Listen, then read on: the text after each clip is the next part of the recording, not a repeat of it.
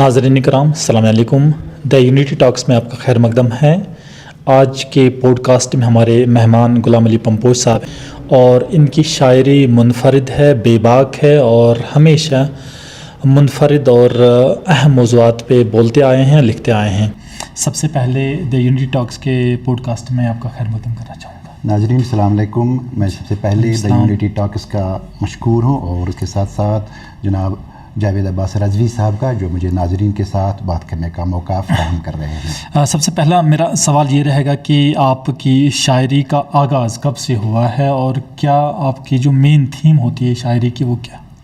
رضی صاحب, جیسے آپ نے سوال کیا, میں بچپن سے اس کا شوقین تھا. مطالعہ کرنے کا مجھے بہت شوق تھا اور جب میں پڑھ رہا تھا تو اسی وقت سے یہ شوق مجھے ہوا. اور جو ہمارے اسکولز لیول پہ یا کالج لیول پہ فنکشنز ہوا کرتی تھی اس میں مجھے پھر نظامت کا موقع دیا جاتا تھا. جی اچھا, پھر جو مین تھیم ہوتی ہے, جو اہم موضوع ہوتا ہے آپ کی شاعری کا, جو جس کے ساتھ زیادہ لگاؤ ہوتا ہے, وہ کیا رہا؟ سب سے پہلے جو مجھے متاثر کیا ہے, کیونکہ اگر آپ نے کسی کو فالو کرنا ہے تو اس کے بارے میں آپ کو علمیت ہونی چاہیے. مجھے شاعری مشرق علامہ اقبال نے بہت متاثر کیا ہے. ان کی جو شاعری رہی ہے یونٹی پہ, انسانیت پہ, اور کس طرح سے ایک انسان انسانیت کی خدمت کر سکتا ہے, اس نے مجھے متاثر کیا. اس کے ساتھ ساتھ پھر شاعر اعظم میر انیس جو مرثیہ کے شہنشاہ مانے جاتے ہیں, ان کے مرثیہ پہ بیٹھتا تھا. انہوں نے مجھے کافی متاثر کیا اور مجھے شوق ہوا کہ کس طرح سے میں ان کو فالو کروں, اپنی طرف سے میں تھوڑی سی حق ادائی کروں. جی, شاعر مشرق علامہ اقبال کے کچھ اشعار ہمارے ناظرین کرام کے لیے میں جاننا چاہوں گا اور سننا چاہوں گا. دیکھیے, جہاں تک ہم شاعر مشرق کا یہاں پہ تذکرہ کریں گے تو ہم دیکھتے ہیں کہ ان کو کس طرح سے شوق تھا کہ جو مسلمان ہیں پورے دنیا میں جو پھیلے ہوئے ہیں وہ کس طرح سے یونٹی ایک دوسرے کے ساتھ اتفاق رکھے. ایک شعر آپ دیکھ لیجئے, فرد قائم ربط ملت سے تنہا کچھ نہیں, موج ہے دریا میں او بیرون دریا کچھ نہیں. یہاں کس طرح سے انہوں نے سمیٹا ہے اس میں. اور دوسری بات یہ کہتے ہیں کہ حرم پاک بھی, اللہ بھی, قرآن بھی ایک, کیا بڑی بات تھے ہوتے جو مسلمان بھی ایک.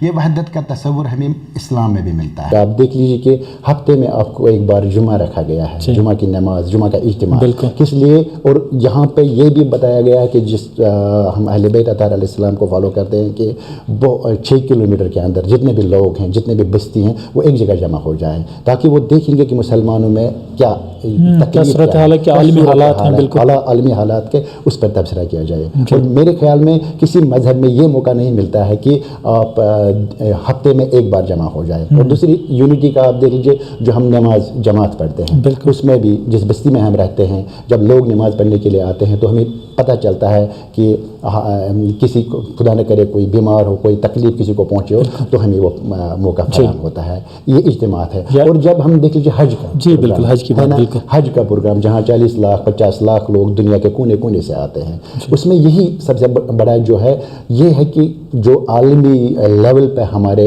مشکلات ہوں, مسائل ہوں, تو اس پر ہم یہاں پہ بات کریں گے. کوئی ایران سے آتا ہے, ایران سے ہی نہیں بلکہ ایران کے مختلف شہروں سے آتا ہے, کوئی ہندوستان سے آتا ہے, ہندوستان کے مختلف شہروں سے آتا ہے, پاکستان سے آتا ہے, یا اراؤنڈ ورلڈ ہمیں یہ موقع, یہ اجتماع ملتا ہے کہ ہم ایک دوسرے کے مسائل کو سمجھیں اور دیکھیں گے کہ کس طرح سے ہم یونٹی کی بات کریں. یونٹی میں آپ یہ بھی دیکھتے ہیں کہ ہمارے جو پڑوس میں رہتے ہیں, چاہے وہ کس مذہب سے بھی تعلق رکھتے ہیں, انسانی بنیادوں پہ, انسانی بنیاد پہ ہم نے ان کا بھی مدد کرنا, ان کے بارے میں بھی سوچنا ہے. بالکل.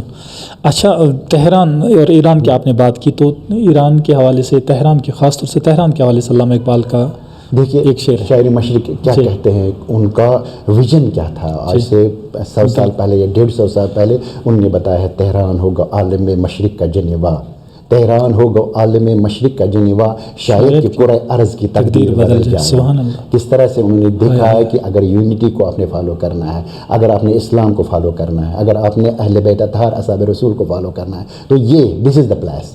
تہران, ایران, یہاں سے آپ کو ملے گا وہ پیغام, یہاں سے آپ کو انسانیت کی جھلک نظر آئے گی, یہاں سے آپ کے وہ لوگ ملیں گے جن کو آپ کو فالو کرنا چاہیے. اور دیکھ رہے ہیں کہ آج بھی رہبر معظم سید علی خامنہ صاحب کس طرح دنیا کے بارے میں سوچتے ہیں، بالکل کس طرح ان کو کتنے مسائل پیدا ہوتے ہیں، لیکن وہ اس کے لیے گھبراتے نہیں. وہ دیکھتے ہیں اگر کوئی کرسچن کہیں پہ ہے، کوئی یہودی ہے، کوئی ہندو ہے، کسی کو بھی کوئی تکلیف ہو تو ہم نے دیکھنا ہے بلا مذہب و ملت، ہم نے اس کی مدد کرنی ہے. بالکل. اچھا، میں یہ بھی جاننا چاہوں گا کہ علامہ اقبال کا جو درد شناس تھے وہ، اور درد چونکہ شعراء تو بہت سارے گزرے ہیں، لیکن علامہ اقبال میں ایک خاص چیز یہ تھی، وہ درد امت رکھتے تھے، امت کا درد رکھتے تھے. جیسے وہ منفعت ایک ہے اس قوم کی، نقصان بھی کیا، ایسے بہت سارے اشعار ہیں جو مسلمانوں کو آگاہ اور بیدار کرنے کے حوالے سے انہوں نے کہی ہے. تو علامہ اقبال واقعی ایک درد مند شاعر کے طور پہ جانے جاتے ہیں. ریئلی ان کو درد تھا.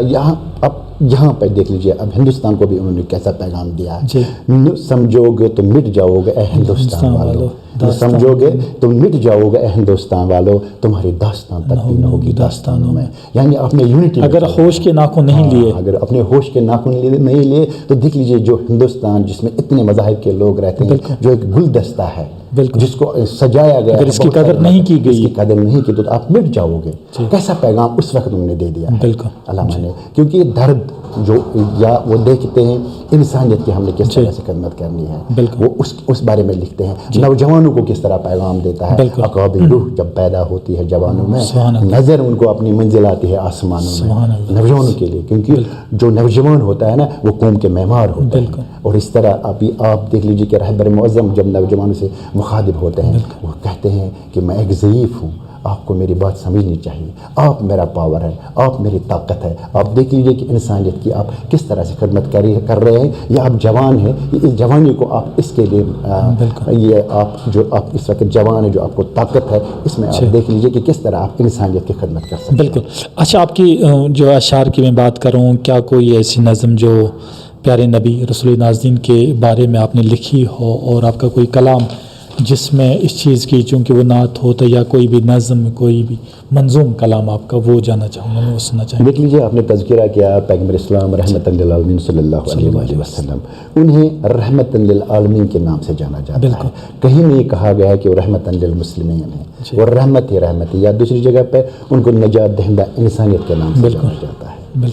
پیغمبر اسلام صلی اللہ علیہ وآلہ وسلم نجات دہندہ انسانیت کے نام سے جانے جاتے ہیں. میسنجر آف پیس، کس طرح سے امن کا پیغام جو پیغمبر اسلام صلی اللہ علیہ وآلہ وسلم نے دے دیا ہے. عورتوں کا مقام، کیونکہ اس سے پہلے جب ہم تاریخ کا مطالعہ کرتے تھے تو وہ اتنے جو عرب کے لوگ وہ اپنے لڑکیوں کو زندہ دفن کرتے تھے، لیکن یہ تصور اسلام نے ان کو دے دیا کہ جنت ماں کے قدموں کے نیچے ہے. پیغمبر اسلام صلی اللہ علیہ وآلہ وسلم، اور ان سے کافی متاثر ہوا ہوں، اور ان کے ایک سلام کی نظر اور ناظرین کی نظر کرنا چاہتا ہوں. یا رحمت للعالمین سے پٹھ سلام، یا رحمت للعالمین سے پٹھ سلام، شافی روز جزا سے پٹھ سلام. یا رحمت للعالمین سے پٹھ سلام، شافی روز جزا سے پٹھ سلام. مال جان میون لگنئی بے چم میں کیا، مال جان لگنئی میون بے چم میں کیا، زو میون مالو متا سے پٹھ سلام. زو میون مالو متا سے پٹھ سلام. گت کران چی رات دو ات گنبدس. اس طرح سے لوگ آتے ہیں، قدم کراتے ہیں مدینہ دیکھنے کے لیے. گت کران چی رات دو ات گنبدس، رات دو سوزان سری چی پٹھ سلام. یعنی پیغمبر اسلام صلی اللہ علیہ وسلم پر ہم ہی سلام اور درود نہیں بھیجتے ہیں، بلکہ اللہ تعالیٰ ملائکہ ان پر درود بھیجتے رہتے ہیں. چون ست اس جا بجا چی پٹھ سلام، چون ست اس جا بجا چی پٹھ سلام. چھ زمین سوزان سلام، آسمان سوزان سلام. زمین بھی، آسمان بھی، فرشتے بھی، سب درود میں محو رہتے ہیں پیغمبر اسلام صلی اللہ علیہ وسلم کے. آخری شعر عرض کرنا چاہتا ہوں. چی پمپوش ورشن پائی نازن، چی کراں پمپوش ورشن پائی نازن، مرحبا صد مرحبا چی پٹھ سلام. یا رحمت للعالمین چی پٹھ سلام، شافی روز جزا چی پٹھ سلام. جی. اس کے بعد اگر میں جو ہے دیگر اہم یا اہل بیت کی بات کروں، اہل بیت کے حوالے سے آپ نے کوئی کلام لکھا ہے جو قلم بند کیا ہے، وہ میں دیکھ لیجئے. جب ہم پیغمبر اسلام صلی اللہ علیہ وآلہ وسلم کا تذکرہ کریں گے وہ ہمیں مجبور کرتے ہیں، کیونکہ وہ فرماتے ہیں کہ میں آپ میں اے مسلمانوں میں آپ میں دو قدر چیزیں چھوڑ کے جا رہا ہوں. ایک قرآن اور دوسرے اہل بیت. قرآن اور اہل بیت کے ساتھ اگر آپ واسطہ رکھیں گے آپ کبھی گمراہ نہیں ہو جائیں گے, آپ کو کوئی پریشانی نہیں ہوگی, کسی پہ کوئی ظلم اور بربریت کا شکار نہیں ہوگا. اور خاص کر اہل بیت علیہ السلام کے ماننے والے جو ہے نا وہ کبھی ظلم برداشت نہیں کرتے. بے شک.